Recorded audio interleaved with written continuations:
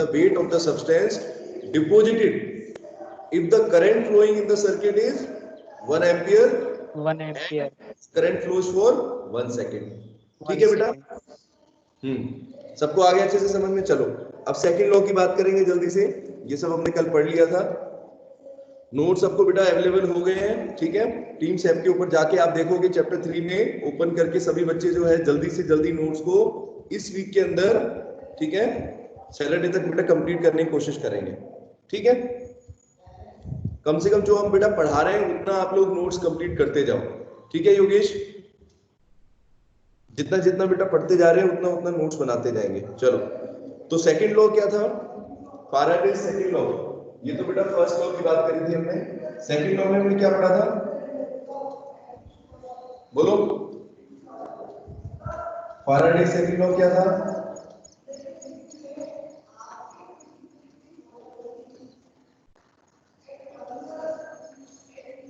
Second law बेटा क्या कहता है योगेश? अगर हम एक से ज्यादा इलेक्ट्रोलाइट सॉल्यूशन लें, याद है डायग्राम बताया था आपको? बोलो बेटा। अगर आप एक से ज्यादा इलेक्ट्रोलाइट लेते हो और उनको बेटा सीरीज में कनेक्ट करते हो, अदिति क्या करेंगे? अगर एक से ज्यादा इलेक्ट्रोलाइट्स को सीरीज में कनेक्ट करके एक बैटरी कनेक्ट करेंगे उसमें, तो हम क्या देखेंगे बेटा? रेशो बताई थी आपको। जितना मेटल डिपॉजिट होगा बेटा इन दोनों इलेक्ट्रोलाइट्स में, दो या दो से ज्यादा इलेक्ट्रोलाइट्स में, जो भी वेट होगा उसकी रेशो बेटा किसके प्रोपोर्शनल होती है? किसके इक्वल होगी?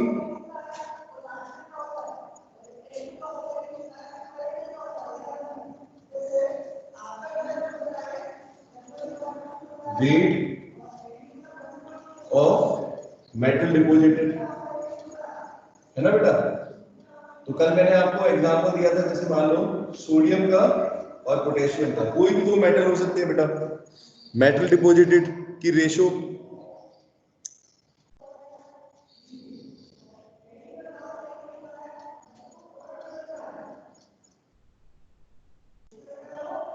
ठीक है बेटा? अदिति क्या था बेटा? Ratio of weight deposited.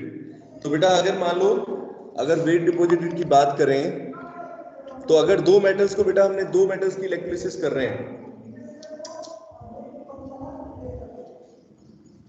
तो weight of metal deposited metal 1, मान लो पहला मेटल, ठीक है बेटा, और दूसरे मेटल की डिपॉजिट की बात करें तो मेटल 2, ये रेशियो बेटा किसके बराबर होती है Yogesh? Weight of metal deposited, दो एलिमेंट्स, दो मेटल का बेटा जो वेट डिपॉजिट होगा वो किसके, वो रेशियो किसके बराबर आएगी? अदिति क्या बताया था कल बेटा? किसके इक्वल होती है? It is equal equivalent weight के। इक्विवेलेंट वेट के। दोनों दोनों मेटल की अगर बात करें, यानी इक्विवेलेंट वेट ऑफ सोडियम। अब जैसे सोडियम बेटा कहां से आ रहा है?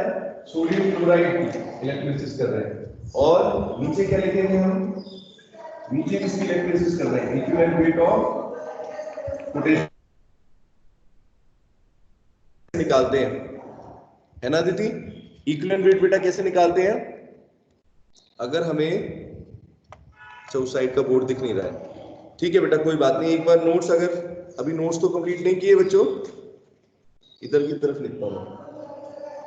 तो बेटा इक्विवेलेंट वेट जो है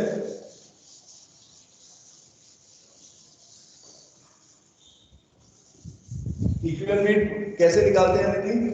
कल बेटा कैसे बताया था आपको? How to calculate equivalent weight, बताओ जरा, बोलो।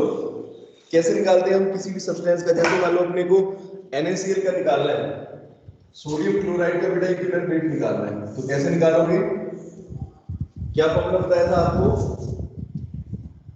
एटॉमिक मास बाय, ऊपर बेटा लेते हैं मोलर मास। क्या लेते हैं? Molar mass. जैसे NaCl का निकालना है तो NaCl का मोलर मास लेंगे, और नीचे बेटा उसको किससे डिवाइड करेंगे? उसके n फैक्टर से डिवाइड करेंगे, है कि नहीं? अब सोडियम क्लोराइड के लिए बेटा n फैक्टर क्या होगा? NaCl, जितना बेटा इसके ऊपर चार्ज है, ठीक है बेटा, जितना इसके ऊपर चार्ज होगा,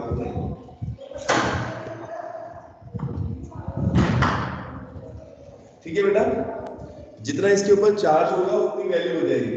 तो NaCl का इक्विवेलेंट वेट बेटा कैसे निकाल सकते हैं? मोलर मास कितना होता है NaCl का? इसकी वैल्यू होती है 58.5 होगा इसका मोलर मास, तो हो जाएगा बेटा 58.5। एन फैक्टर कैसे निकालेंगे योगेश? सोडियम क्लोराइड के लिए बेटा एन फैक्टर कितना हो जाएगा? जितने आयंस बेटा देखो ध्यान से, कितने इलेक्ट्रॉन चाहिए सोडियम को या क्लोराइड को रिड्यूस करने के लिए? कितने चाहिए बेटा?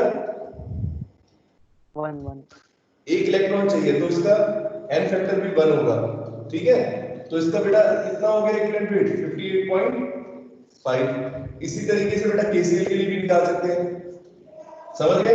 KCl का भी आप मोलर मास निकाल लोगे और फिर बेटा एन फैक्टर इसका क्या हो जाएगा? 1 हो जाएगा। तो इस तरीके से बेटा सेकंड लॉ क्या कहता है?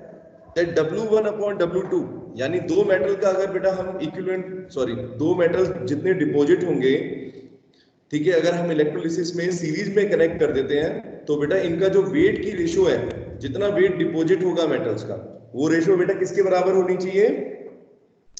उनके इक्विवेलेंट वेट की रेशो के बराबर, ठीक है। तो इस तरीके से हम निकाल सकते हैं, ठीक है। एन फैक्टर भी आपको बताया था। उसके बाद बेटा अगला टॉपिक क्या पढ़ा था हमने? Next, Faraday's constant. Faraday constant बेटा कैसे डिफाइन किया था? फाराडे या फाराडे कांस्टेंट किसको बोलते हैं? अदिति किसको बोलेंगे? फाराडेज कांस्टेंट, कैपिटल एफ से रिप्रेजेंट करते हैं।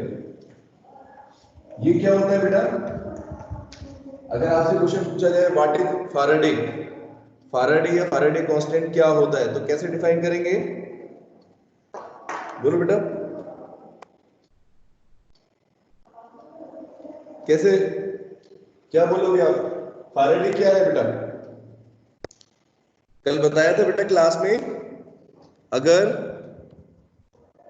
अगर हम बेटा 1 मोल ऑफ इलेक्ट्रोलाइट ले रहे हैं, किसी भी सब्सटेंस का अगर 1 मोल इलेक्ट्रोलाइट लेते हैं, तो उसको रिड्यूस करने के लिए, मतलब बेटा अगर बेटा 1 मोल ऑफ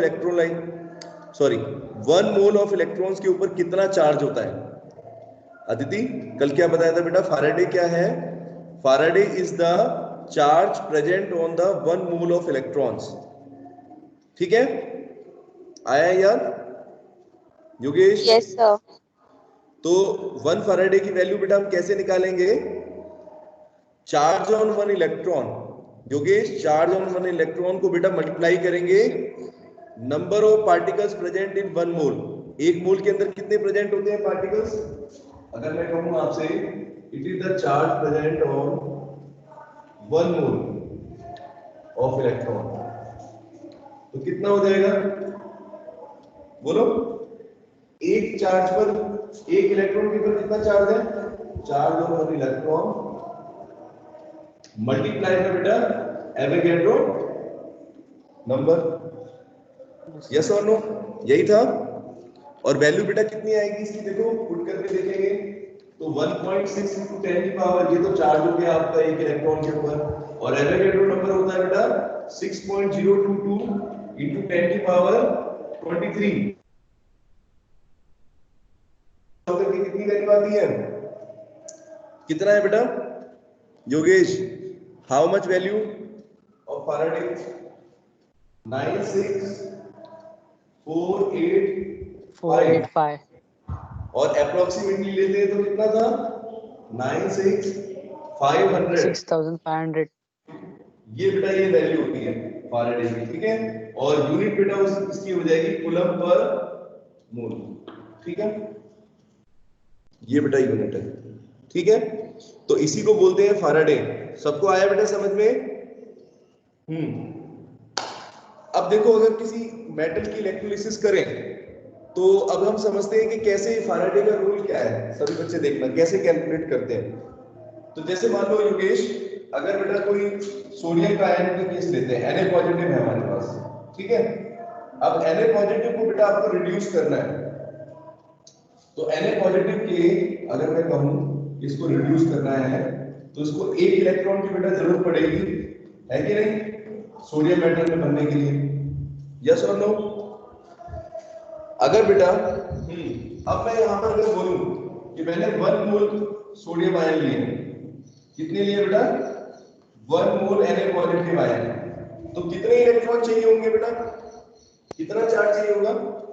अगर 1 मोल सोडियम है, अब एक सोडियम के एटम के लिए मान लो आपको चाहिए 1 इलेक्ट्रॉन की जरूरत है, लेकिन अगर मैं कहूं 1 मोल ऑफ सोडियम आयन है मेरे पास, कितने हैं Yogesh? 1 mole of sodium ion, 1 more. ठीक है? तो इसको रिड्यूस करने के लिए कितने इलेक्ट्रॉन्स चाहिए होंगे? How many electrons? इलेक्ट्रॉन भी बेटा मोल में आ जाएंगे, यस और 1 no? mole electrons. 1 mole, good, 1 mole of electrons. अब 1 मोल ऑफ इलेक्ट्रॉन को ही बेटा क्या बोलते हैं? इसी को बोलते हैं 1 फैराडे, यस और नो? समझ रहे हैं सभी बच्चे? अदिति समझ में Yes, आया? sir. इसका मतलब ये हुआ कि सोडियम के आयंस को रिड्यूस करने के लिए 1 मोल, अगर हम बोले 1 mole of sodium ions reduce करने के लिए अपने को कितने फैराडे चाहिए होगा? तो हम बोलेंगे 1 फैराडे इज रिक्वायर्ड। समझ में आ गया बेटा सभी को? इसी तरीके से बेटा अलग अलग इलेक्ट्रोलाइट के लिए क्या होगा? अलग अलग इलेक्ट्रोलाइट के लिए आप देखोगे कि अलग अलग आपको फैराडे की वैल्यू चाहिए होती है, ठीक है? सोडियम का केस समझ में आ गया सबको? अब एक और एग्जांपल लेते हैं इसी तरीके से, मैग्नीशियम का लेंगे बेटा। मैग्नीशियम के केस में बेटा क्या होगा?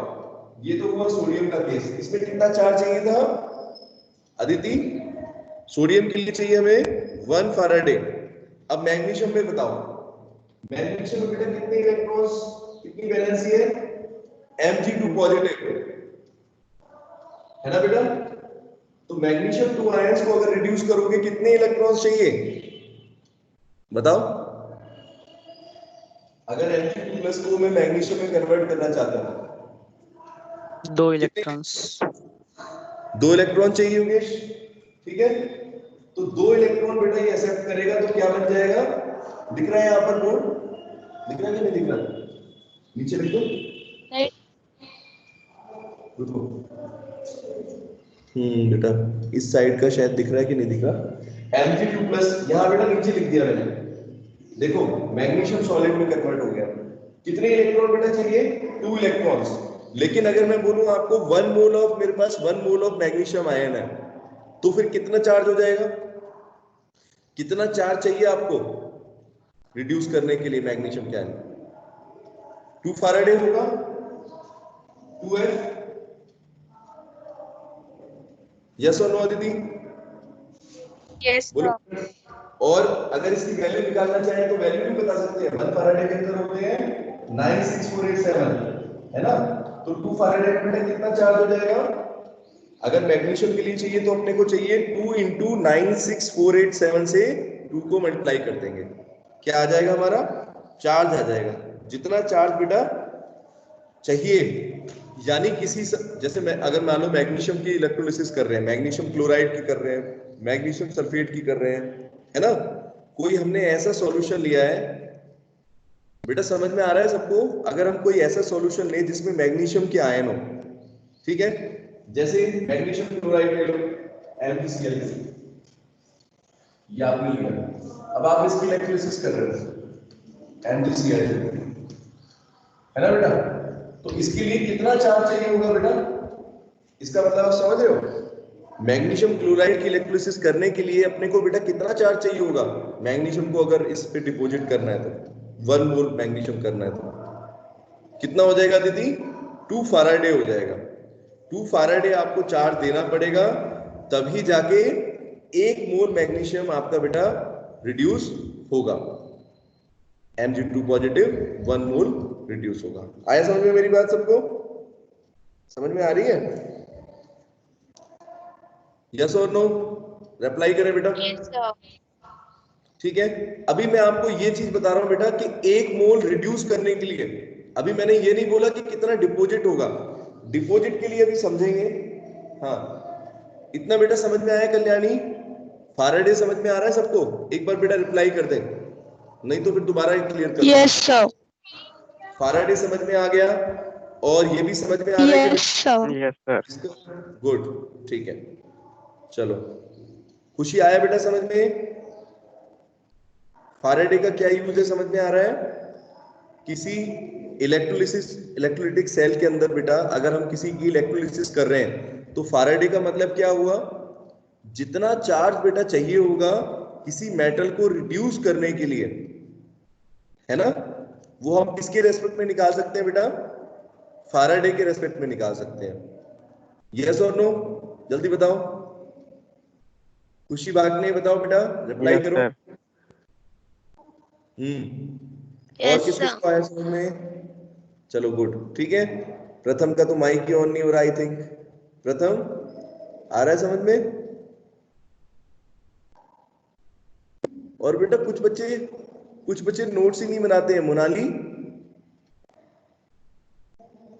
मोनाली बेटा रिप्लाई करो एक बार। बस क्लास लेनी है, कुछ पढ़ोगे नहीं तो फिर कैसे? आप लोग जब तक बेटा नहीं पढ़ोगे तब तक क्या फायदा है? क्लास अटेंड करने से सिर्फ काम चल जाएगा? मोनाली बेटा नोट सबमिट किया आपने, जल्दी रिप्लाई करेंगे, माइक ऑन करो। मोनाली माटे बेटा क्लास से फिर आपको नहीं तो हटाना पड़ेगा। मोनाली बेटा क्लास अटेंड करने से काम चलेगा बस, या नोट्स भी बनाने होते हैं? नहीं बनाएंगे नोट्स? अरे रिप्लाई तो करो, बोलो बेटा, अपनी प्रॉब्लम बताओ। मोनाली बेटा सुनाई नहीं दे रहा आपको? ठीक है, आज क्लास अटक अटक के आ रही है आवाज। अटक अटक के आ रही है, और कभी कभी तो क्लियर भी आती होगी। नोट्स कब तक होंगे मुझे ये बताओ सर जल्दी से आप। नेटवर्क नहीं है। अच्छा, नेटवर्क ठीक नहीं है। और नोट्स कब तक बनेंगे? रिप्लाई कर दो, कोई बात नहीं। सर बन गए बट ईमैप पे लोड नहीं हो रहे। अच्छा, कितना चीज सीख गए आप? यहाँ से दिखा दे। हाँ दिखा दो, चलो आज दिखा दो बेटा। देखो बेटा, आप ही लोगों के बेनिफिट के लिए, ऐसे मत सोचा करो कि बेटा टीचर पीछे पढ़ रहे हैं। हम लोग बेटा, हम तो आपको बेटा गाइड करने के लिए यहाँ पर, आपकी हेल्प करने के लिए, ठीक है। लेकिन एक बार बेटा सोच के देखो सभी बच्चे, अगर मैं पढ़ाता रहूंगा और आप लोग नोट्स नहीं बनाओगे, समझोगे नहीं, प्रॉब्लम मतलब अपनी तरफ से कोशिश नहीं करोगे, एफर्ट नहीं करोगे, तो बेटा उसका रिजल्ट जीरो हो जाएगा। क्या हो जाएगा मोनाली? रिजल्ट बेटा क्या हो जाएगा? अच्छा बना के, चलो वेरी गुड, दिख रहे हैं बेटा, चलो अच्छी बात है। पार्ट 4 तक के कंप्लीट है मोनाली? पार्ट 4 तक के बेटा कंप्लीट है? लास्ट पेज दिखा दो, last sir page. Fifth part अभी, फिफ्थ पार्ट होने का है सर, फोर्थ तक हो गया। ठीक है गुड, चलो ठीक है बेटा, यहाँ तक। जैसे ही अपलोड हो जाए आप एक काम करना, लास्ट पेज अपलोड कर देना बस, ठीक है। सिर्फ बेटा लास्ट के पेज अपलोड कर देना, ठीक है। मैं देख लूंगा कि यस लास्ट वाले सर। पेज आपने कर दिया। गुड, चलो ठीक है। हाँ रिप्लाई सर। जरूर किया करो बेटा, रिप्लाई जरूर किया करो, ठीक है। अगर आपसे सर पूछता हूं नेटवर्क मैं, इशू है इधर। अच्छा चलो ठीक है, कोई बात नहीं, रिप्लाई जरूर किया करो। कोई बात नहीं, नीचे बेटा चैट में डाल दिया कि यस सर, तो मुझे पता चल जाएगा कि बेटा रिप्लाई कर रहे हैं आप, ठीक है। चलो समझ में आया इतना सबको? फारेडे का रूल समझ में आ रहा है? अगर हम किसी मेटल की या किसी सब्सटेंस की बेटा इलेक्ट्रोलिसिस करते हैं, निधि किसी सब्सटेंस की इलेक्ट्रोलिसिस करते हैं, तो बेटा कितना मेटल डिपॉजिट होता है वो किस पर डिपेंड करता है? उसके चार्ज के ऊपर करता है, ठीक है। ये बात सबको समझ में आ गई है? चलो तो फिर आगे देखते हैं। देखो साहिल और प्रथम के मैसेज आ रहे हैं, वेरी गुड, ठीक है, ठीक है बेटा। तो ऐसे मुझे बस रिप्लाई कर दो अगर आपका नेटवर्क का भी इशू है, तो कम से कम टीचर को पता चले कि हमारे स्टूडेंट सीख रहे हैं। चलो वेरी गुड। चलो तो बेटा अब मैं आपको थोड़ा सा आगे बताता हूं। जैसे मैंने सोडियम के केस में बताया बेटा, कितना फारेडे चार्ज चाहिए था योगेश? अगर Na पॉजिटिव के एक मोल को रिड्यूस करना है तो 1 फारेडे चाहिए। इसी तरीके से अगर बेटा मैग्नीशियम की बात करें, Mg2+ आयन की बात करें, तो योगेश कितना चाहिए अपना को फारेडे? कितना चार्ज Two चाहिए? 2 Faraday. फारेडे, 2 फारेडे चाहिए। इसी तरीके से अगर एल्युमिनियम आयन तो हुआ तो Al3+ हुआ तो देखो Al3+ में इसके 3+ है तो इसको 3 इलेक्ट्रॉन चाहिए। और अगर 1 मोल की बात करेंगे तो बेटा कितना हो जाएगा? 3 मोल इलेक्ट्रॉन चाहिए होंगे, यानी कि 3 फारेडे।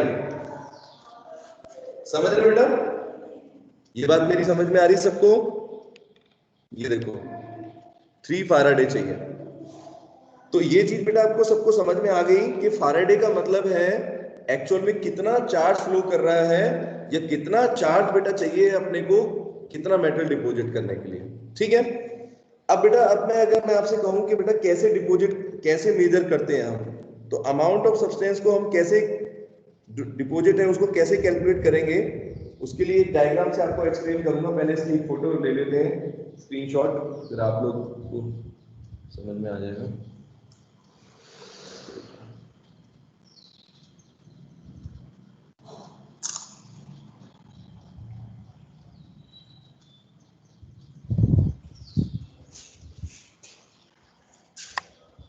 कितना आया बेटा समझ में सबको? 3 अलग अलग मेटल्स के केस से आपको बताया कि कितना चार्ज चाहिए इनको, तीनों की वैल्यू आपको अलग अलग आ रही है।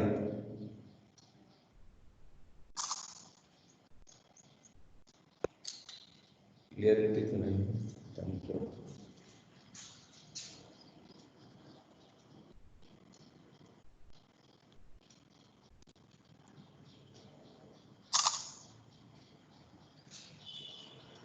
चलो स्क्रीनशॉट सारे ऐसे ही आए। इसके बाद बेटा बताता हूं कैसे कैलकुलेट करेंगे हम। नाउ हाउ चार्ज, ठीक है, तो कैसे एक्चुअल में करते हैं इसको समझना। वेट कैसे निकालेंगे बेटा? जैसे फर्स्ट लॉ में हमने देखा था वेट जो है चार्ज के बराबर होता है, लेकिन निकालेंगे कैसे उसको, ठीक है। तो टॉपिक का नाम है amount of substance deposited, amount of substance deposited, substance deposited का अमाउंट का बेटा कैसे करेंगे, कैलकुलेशन कैसे करेंगे। इतना दिख रहा है बेटा योगेश? थोड़ा ऊपर हो गया। हेडिंग का नाम है अमाउंट ऑफ सब्सटेंस डिपोजिटेड, ठीक है बेटा। कैसे कैलकुलेट करेंगे इसको? तो इसके लिए बेटा हम क्या करेंगे, सबसे पहले आपको मैंने बताया था सबसे पहला काम क्या करेंगे हम क्या करते हैं, 3 मेटल का बेटा 3 मेटल का इलेक्ट्रोलाइट लेते हैं, 3 अलग अलग इलेक्ट्रोलाइट लेंगे, 3 अलग अलग इलेक्ट्रोलाइट लेंगे इस तरीके से। नोट्स में बेटा मैंने दिया हुआ बिल्कुल वैसे ही बता रहा हूं, देख सकते हैं आप लोग। इस तरीके से बेटा हमने क्या लिए, अदिति क्या है ये 3 अलग अलग इलेक्ट्रोलाइट, कौन कौन से हैं देखो।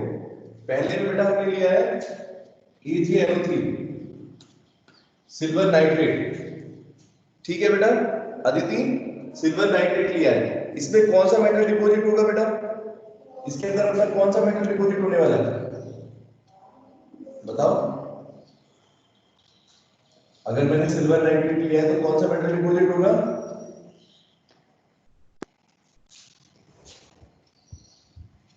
योगेश बताओ बेटा, रिप्लाई तो करो। अगर सिल्वर नाइट्रेट लोगे तो कौन सा होगा? सिल्वर ही डिपॉजिट होगा। बस आपको ये चीज समझाई है। अच्छा ये देखो बेटा दो इलेक्ट्रोलाइट दो इलेक्ट्रोड सबके अंदर दिख रहे हैं, ये तीनों क्या है बेटा, देयर आर 3 इलेक्ट्रोलाइटिक सेल। ये क्या है बेटा, 3 इलेक्ट्रोलाइटिक सेल लिए हैं मैंने और उनके अंदर 3 डिफरेंट इलेक्ट्रोलाइट लूंगा। पहले में सिल्वर नाइट्रेट लिया है, दूसरे में बेटा कॉपर सल्फेट है CuSO4 कॉपर सल्फेट लिया है, और तीसरे के अंदर बेटा मैं ले रहा हूं गोल्ड क्लोराइड AuCl3। Au किसका सिंबल होता है बेटा? Au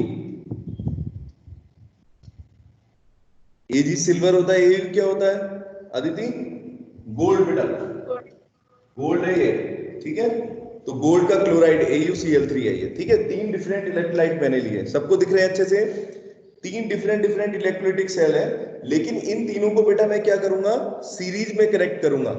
अदिति क्या करेंगे बेटा, सीरीज में कनेक्ट कर देते हैं। तो सीरीज में कनेक्ट करने का मतलब क्या है, ये देखो ये हमारे इलेक्ट्रोड्स हैं, और बेटा इसमें इलेक्ट्रोड्स भी मैं कौन से मेटल के ले रहा हूं, देखो यहां पर सिल्वर है तो सिल्वर का लूंगा, ये देखो ये दोनों सिल्वर के हैं। ये कॉपर सल्फेट है तो बेटा कौन सा लूंगा, दोनों इलेक्ट्रोड्स उसी मेटल के होंगे, जिस मेटल की आप इलेक्ट्रोलिसिस कर रहे हो उसी मेटल के इलेक्ट्रोड्स ले रहे हैं, ठीक है। तो ये किसके हो जाएंगे बेटा, ये दोनों कॉपर और ये दोनों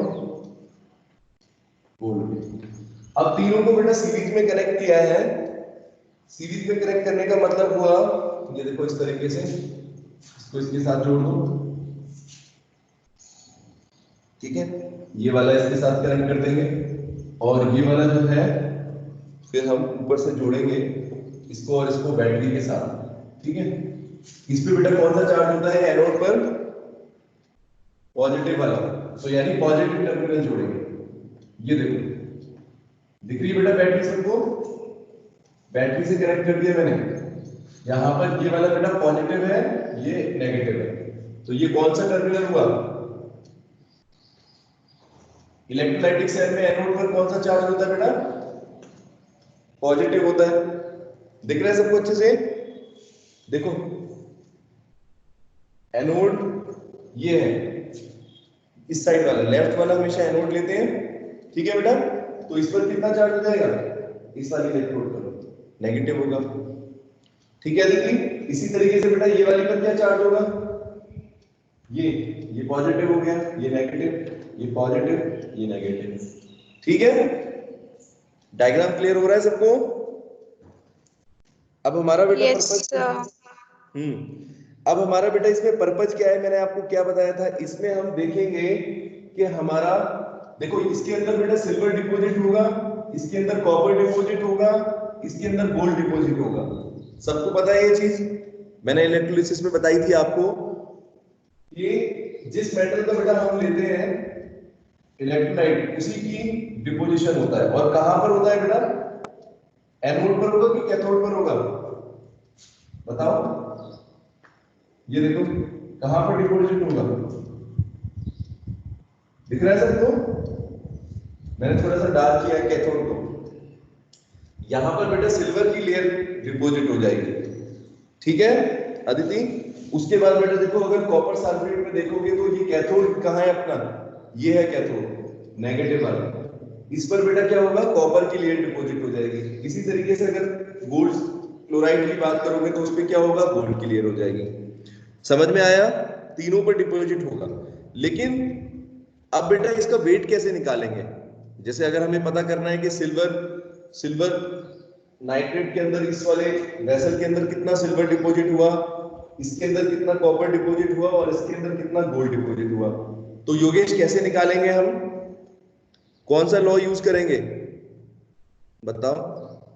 फाराडे के लॉ का बेटा यूज करना है। फाराडे के 2 लॉ मैंने बताए हैं ना आपको, उनका यूज करेंगे बेटा। किस तरीके से? सबसे पहले हम बेटा देखते हैं कि सिल्वर के लिए बेटा क्या होगा। यहां पर सिल्वर के लिए क्या रिएक्शन होगा, कितना चार्ज अपने को चाहिए? अगर मान लो सिल्वर है, Ag नाइट्रेट का मतलब बेटा क्या है? इसमें कौन से आयंस है बताओ? Ag पॉजिटिव प्लस नाइट्रेट, ठीक है बेटा योगेश? ठीक है। AgNO3 का मतलब क्या है? कौन से आयंस है? Ag पॉजिटिव और नाइट्रेट। अब आप मुझे बताओ 1 मोल Ag पॉजिटिव को रिड्यूस करने के लिए बेटा कितने इलेक्ट्रॉन, मतलब कितना चार्ज चाहिए अपने को? How much charge? बताओ। अगर मैं यहां पर 1 फैराडे चार्ज दूंगा तो कितने मोल बनेंगे मेरे? सिल्वर के कितने मोल बनने चाहिए? अगर मैंने 1 मोल Ag पॉजिटिव के लिए 1 फैराडे चार्ज दिया तो कितने बनेंगे बेटा? 1 मोल सिल्वर बनेगा। बोलो यस और नो? Yes sir.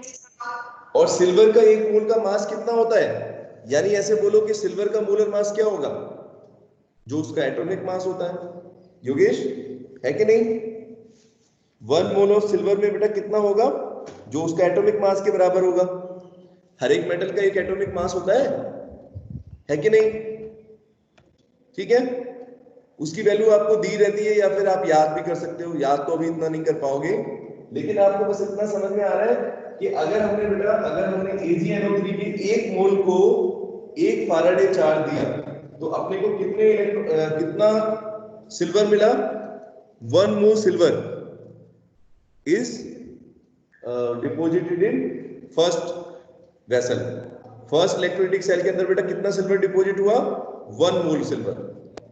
ठीक है, इतना समझ में आ गया। आप सेकंड वाले पे देखते हैं। कॉपर सल्फेट में बेटा क्या होगा, CuSO4 कैसे निकलेगा, कैसे ब्रेक डाउन होगा, Cu2 plus ion plus sulphate ion बेटा, है ना। अब इसको बेटा कितना चार्ज देना पड़ेगा, Cu2 प्लस को कितना चार्ज देना है मेरे को, Cu2 प्लस को कितना चार्ज दूंगा जिससे कि ये 1 मोल कॉपर बने, बताओ क्या हो बेटा। इसकी 1 मोल को मैंने कितना चार्ज दिया है, 2 फैराडे चार्ज दिया है, बोलो। तो क्या बना, 1 मोल कॉपर बना, यस और नो। यस अच्छा, यहां पर मैं ऐसे लिख सकता हूं 1 फैराडे AgNO3 में अगर देखेंगे बेटा तो 1 फैराडे कितना प्रोड्यूस कर रहा है, 1 मोल सिल्वर कर रहा है। यहां पर बेटा कितने फैराडे लग रहे हैं, कॉपर के 1 मोल को डिपॉजिट करने के लिए कितने मोल्स लग रहे हैं योगेश, कितने फैराडे लग रहे हैं, 2। 2 अगर मैं कहूं 1 फैराडे से कितने बनेगा तो फिर क्या हो जाएगा, हाफ हो जाएगा। अगर मैं लिखूं 1 फैराडे प्रोड्यूसेस, 1 फैराडे से कितने कॉपर के आयन बन रहे हैं, तो आप क्या बोलोगे बेटा, 1/2, हाफ मोल बन रहा है, हाफ मोल ऑफ कॉपर। ये बात समझ में आई है सबको,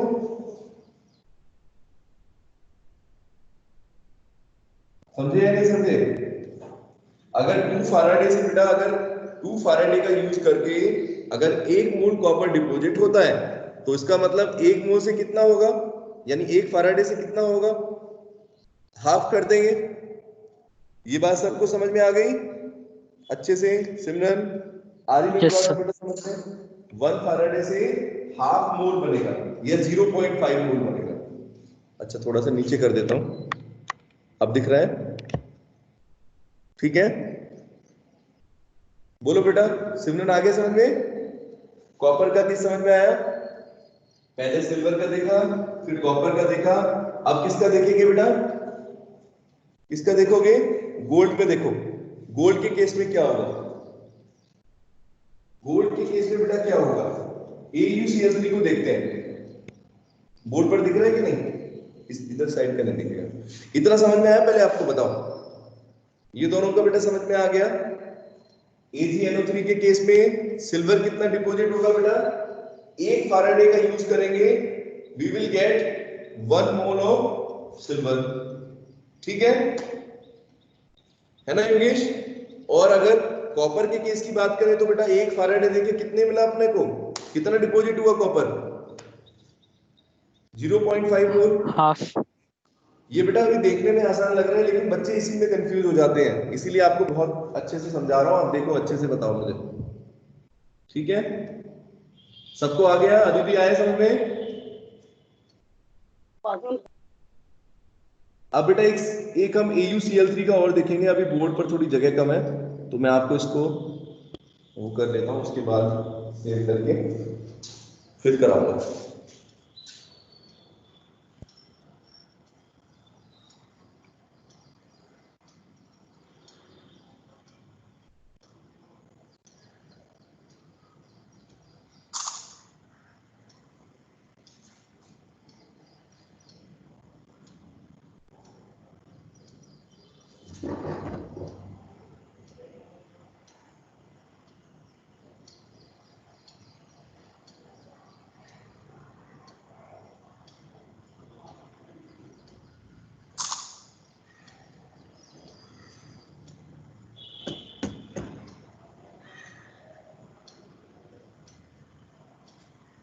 चलो, अब मैं आपको बताता हूं AuCl3 के केस में क्या होगा। AuCl3 पे बेटा अगर इसको एक्सपेंड करेंगे तो योगेश कैसे होगा बताओ बेटा, वाटर में AuCl3 कैसे हो जाएगा, कैसे डिसोसिएट होगा बेटा, AuCl3 Au3 प्लस है कि नहीं, और 3Cl माइनस, बोलो Yes, sir. है ना। तो अब देखो, एक AU3 को अगर मुझे रिड्यूस करना है, अगर इसको बेटा रिड्यूस करना है तो how many Faraday is required, सोच के बताए सभी बच्चे, Au3+ से मुझे बोल्ट बनाना है, Au बनाना है। कितने इलेक्ट्रॉन चाहिए अदिति? हाउ मच इलेक्ट्रॉन्स या हाउ मच फैराडे? 3 फैराडे। 3 चाहिए, गुड बेटा, ठीक है।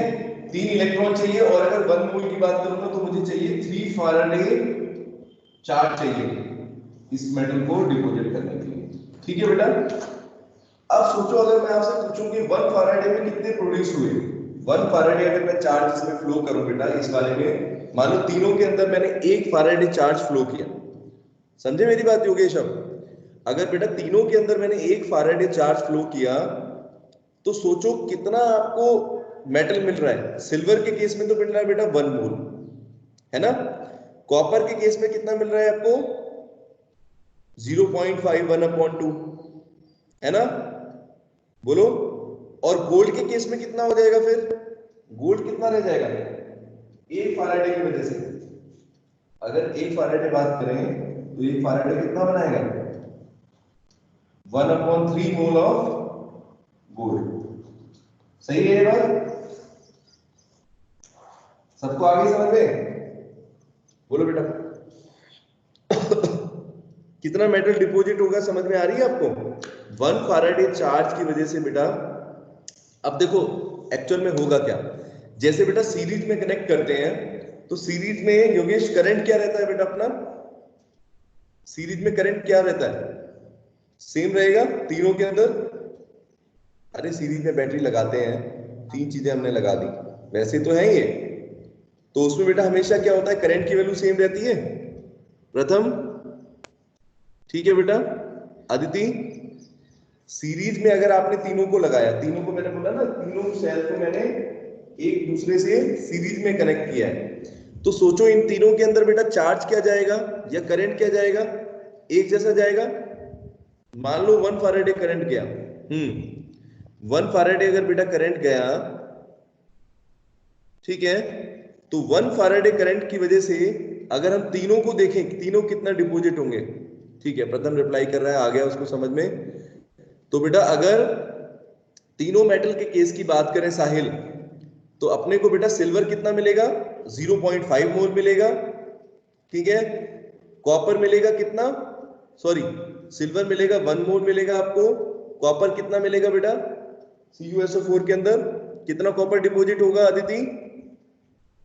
0.5, 1/2 हो गया। अगर आपने तीनों में करंट सेम फ्लो किया तो आप क्या देख रहे हो? करंट तो तीनों में सेम फ्लो कर रहे हो ना। फैराडे सेकंड लॉ पर ध्यान दो। फैराडे सेकंड लॉ क्या कहता है कि अगर एक से ज्यादा अगर बेटा हम इलेक्ट्रोलाइटिक सेल लेते हैं और सेम करंट को बेटा फ्लो करते हैं, इन तीनों के अंदर हम सेम करंट फ्लो कर रहे हैं दीदी, तीनों के अंदर सेम करंट कर रहे हैं ना? अरे बोलो तो। Yes, sir. तीनों के अंदर सेम करंट फ्लो करने के बाद लेकिन हम क्या देख रहे हैं? मान लो 1 फैराडे आपने तीनों के अंदर फ्लो किया, तो हम देख रहे हैं बेटा कि इसके अंदर सिल्वर के केस में 1 मोल डिपॉजिट होगा, ठीक है। कॉपर के अंदर 1 मोल मास होगा, या जितना इसका एटॉमिक मास है उसको 2 से डिवाइड करना पड़ेगा। और गोल्ड के केस में बेटा जितना गोल्ड का एटॉमिक मास होगा उससे कितने से डिवाइड करोगे? उसके इक्विवेलेंट वेट का मतलब क्या बताया था आपको? उसका n फैक्टर, यानी उसकी वैलेंसी से डिवाइड करोगे, ठीक है। तो तीनों का आप निकाल सकते हो कितना मास आएगा। सिल्वर के 1 मोल का मास बेटा क्या हो जाएगा? सिल्वर का एटॉमिक मास हो जाएगा। कॉपर का कितना हो जाएगा? कॉपर का एक एटम का मास कितना होता है? ठीक है, 50 समथिंग कुछ वैल्यू है, 52, तो उसको 2 से बेटा डिवाइड करेंगे, ठीक है। और इसी तरह से गोल्ड का जितना होगा उसको क्या करेंगे बेटा? गोल्ड के से 3 से डिवाइड करेंगे, तो अपने को क्या मिल जाएगा? हमें मास मिल जाएगा, वेट मिल जाएगा, कितना वेट डिपॉजिट होगा। ये बात सबको समझ में आई? यस और नो? अगर ये समझ में आ गया तो फैराडे लॉ समझ में आ गया बिल्कुल अच्छे से। खुशी बेटा कितना समझ में आया? आ गए दोनों लोग? देखो बिल्कुल यहां पर सामने आपको बताएं, है कि नहीं? सेकंड लॉ का बेटा एप्लीकेशन है ये जो हम निकाल रहे हैं, किसी 3 इलेक्ट्रोलाइट को यूज कर रहे हैं सीरीज में कनेक्ट करके, ये बेटा हम किसका यूज कर रहे हैं? यहाँ पर फैराडे का सेकंड लॉ देख रहे हैं, है कि नहीं? बोलो, आगे समझ में? फैराडे फर्स्ट लॉ भी कुछ नहीं है, फैराडे सेकंड लॉ भी कुछ नहीं है। सेकंड लॉ का बेटा मतलब सिर्फ इतना है कि आप एक से ज्यादा इलेक्ट्रोलाइट लो। क्या करो योगेश? एक से ज्यादा इलेक्ट्रोलाइट लो और इनकी इलेक्ट्रोलिसिस जब कर रहे हो तो बेटा तीनों में सेम करंट को फ्लो करके देखो। तो योगेश जब तीनों में सेम करंट फ्लो करेंगे तो हम क्या देखेंगे? तीनों के अंदर बेटा जो मेटल डिपॉजिट होंगे या एक से ज्यादा में जो मेटल डिपॉजिट होगा उसका बेटा जो वेट की जो रेशो आएगी वो किसके बराबर होती है? अभी आप रेशो लेके देखोगे अगर तीनों की तो आपको किसके बराबर दिख रही है? इनके इक्वल, समझ में? इक्विवेलेंट वेट के रेशो के बराबर, मतलब n फैक्टर पर सारा कुछ डिपेंड कर रहा है। पहले में 1 फैराडे से 1 मोल मिलेगा सिल्वर में, ठीक है। दूसरे में आपको मिलेगा क्या बोलते हैं कॉपर का 0.5 मोल, और थर्ड केस में इतना बताओ। आदित्य आया समझ में बेटा इतना यहां तक? Yes, sir. ठीक है। तो ये बेटा जो मैंने आपको बताया ये बहुत इंपॉर्टेंट है, फैराडेज लॉ। एक बार बेटा सभी बच्चे जो है सेल्फ स्टडी जरूर करेंगे आज, इतना समझेंगे कि आया नहीं आया। अब बेटा आपको मैं थोड़ा सा आगे लेके जाता हूँ, थोड़ा सा और एक छोटा सा टॉपिक बताता हूँ। देखो इलेक्ट्रोलिसिस जब हम करते हैं बेटा, तो इलेक्ट्रोलिसिस करते हैं योगेश तो अपने को क्या मिलता है? एनोड और कैथोड अलग अलग प्रोडक्ट मिलते हैं ना। कैथोड पर अलग मिलेगा और एनोड पर अलग मिलेगा, ठीक है योगेश। जैसे NaCl की इलेक्ट्रोलिसिस करी थी हमने, सोडियम क्लोराइड की इलेक्ट्रोलिसिस बताई थी आपको, तो उसमें क्या क्या प्रोडक्ट मिलते थे बेटा? थोड़ा सा ध्यान देंगे तो एनोड के ऊपर बेटा हमें क्या मिलता था? वहां पर लेफ्ट साइड पर क्लोराइड आयन वहां पर चले जाते थे, है ना योगेश। और क्लोराइड आयन बेटा इलेक्ट्रॉन को लूज करके क्या बनाते थे? किसमें कन्वर्ट हो जाएंगे अदिति? क्लोरीन गैस बेटा बनती थी एनोड पर, आया है यार? एनोड पर क्लोरीन गैस बनेगी। और कैथोड पर बेटा क्या होगा योगेश? कैथोड पर बेटा क्या बनेगा? Sodium metal, sodium. है ना। Na पॉजिटिव इधर डिपॉजिट होगा। तो बेटा प्रोडक्ट ऑफ इलेक्ट्रोलिसिस, अगर हम कहें कि इलेक्ट्रोलिसिस के प्रोडक्ट किस चीज पर डिपेंड करते हैं, तो बेटा वो डिपेंड करते हैं किसके ऊपर? They depend on the different oxidising and reducing species. तो बेटा जिस तरह की स्पीसीज होगी, यानी मतलब मान लो जो भी सब्सटेंस है, जो भी आपने इलेक्ट्रोलाइट लिया है, वो बेटा किस तरह से उसमें उसका ऑक्सीडाइजिंग पावर ज्यादा है या रिड्यूसिंग पावर ज्यादा है, मतलब ऑक्सीडाइजिंग एजेंट है वो या ऑक्सीडाइजिंग एजेंट है या रिड्यूसिंग एजेंट है, किस तरह की उसकी प्रॉपर्टी है बेटा? ऑक्सीडाइजिंग पावर या रिड्यूसिंग पावर पर डिपेंड करता है, ठीक है योगेश। अभी हम देखेंगे एक एक करके। या फिर ऐसे भी बोल सकते हैं उनके स्टैंडर्ड रिडक्शन पोटेंशियल की वैल्यू कितनी है, ठीक है योगेश। तो अभी बेटा कई सारी इलेक्ट्रोलिसिस भी आपको बताऊंगा। तो एक्चुअल में क्या होता है, कई बार कुछ ऐसे इलेक्ट्रोकेमिकल रिएक्शंस होते हैं। अभी देखो आपके सिलेबस में एक तो है सोडियम क्लोराइड की इलेक्ट्रोलिसिस, ठीक है बेटा, molten sodium electrolysis, sodium chloride जो आपको मैंने पढ़ा दी। उसमें अपने बेटा प्रोडक्ट क्या बनेंगे? सोडियम मेटल और क्लोरीन गैस, यही था योगेश जो मैंने पहला डायग्राम आपको बनवाया था इलेक्ट्रोलिसिस में, उसमें बताया था सोडियम क्लोराइड की इलेक्ट्रोलिसिस के बारे में। तो क्या प्रोडक्ट बनते थे बेटा उसमें? कैथोड पर क्या बनेगा? कैथोड पर सोडियम मेटल डिपॉजिट होता है और एनोड पर क्लोरीन गैस, ठीक है बेटा अदिति? ठीक है, इतना याद है ना। अब अगर हाँ क्या हो बेटा, रिप्लाई करो, आज नेट का थोड़ा इश्यू चल रहा है। अदिति बेटा समझ में आ रहा है? Yes, sir. गुड, ठीक है। तो अगर बेटा अगर मैं आपको कह रहा हूं कि अभी देखो ये जो इलेक्ट्रोलिसिस मैंने आपको बताई थी सॉरी सोडियम क्लोराइड की, ये बेटा इलेक्ट्रोलिसिस थी मोल्टन सोडियम क्लोराइड की। योगेश क्या लिया था हमने? मोल्टन सोडियम क्लोराइड लिया था। अब आपको मैं ये मोल्टन मोल्टन क्यों बोल रहा हूं? क्योंकि ये एक्वस सॉल्यूशन नहीं है। एक्वस का मतलब क्या होता है योगेश? कि सोडियम क्लोराइड को आप बेटा किस में डाल दो? वाटर में डाल दो। अगर बेटा अगर हम aqueous solution of sodium chloride की बात करें तो उसमें आपका ये प्रोडक्ट नहीं बनेगा, यानी सोडियम मेटल और क्लोरीन गैस नहीं बनेगी। अगर मैं सोडियम क्लोराइड मोल्टन की बात करूंगा, उसकी इलेक्ट्रोलिसिस करूंगा, नमक ले लिया आपने मोल्टन स्टेट में, ठीक है, और उसकी इलेक्ट्रोलिसिस कर रहे हो, तभी बनेंगे बेटा ये प्रोडक्ट सोडियम और क्लोरीन गैस। अब आप सोच रहे होंगे कि सर अगर इस केस में नहीं बनेगा तो फिर उस केस में क्या बनेगा, यानी कि अगर हम सोडियम क्लोराइड के एक्वस सॉल्यूशन की इलेक्ट्रोलिसिस करें, यानी सोडियम क्लोराइड को बेटा क्या करें योगेश, वाटर में डाल दें, तो फिर क्या प्रोडक्ट बनेंगे? तो बेटा उस केस में प्रोडक्ट चेंज हो जाएंगे।